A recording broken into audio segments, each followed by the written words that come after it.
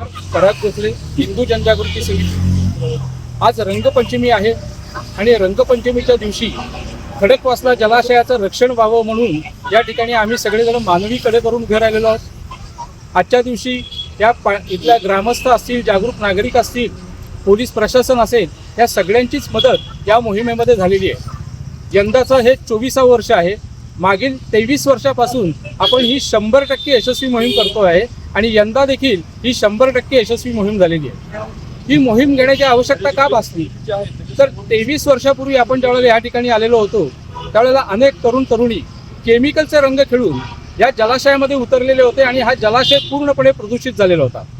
आज बघायला गेलं तर या जलाशयाचं पाणी सगळ्या पुणेकरांसाठी जात असतं आणि त्याला या प्रदूषित जलाशयामुळे त्यांना आरोग्याचा धोका पण निर्माण होऊ शकतो आणि हे होऊ नये म्हणून आम्ही त्याच वर्षी निर्णय घेतला की आपण जलाशयाच्या भोवती कडे करून उभं राहूयात। यंदाचं 24वे वर्ष आहे आणि ही 100% यशस्वी मोहीम झालेली आहे, कारण आज सुद्धा या जलाशयामध्ये एकही तरुण किंवा तरुणी रंग खेळून उतरलेले नाहीत। पुढच्या वर्षी याचा रौप्य महोत्सवी वर्ष असणार आहे आणि त्यावेळेला ही मोहीम मोठ्या प्रमाणावर आम्ही करणार आहोत।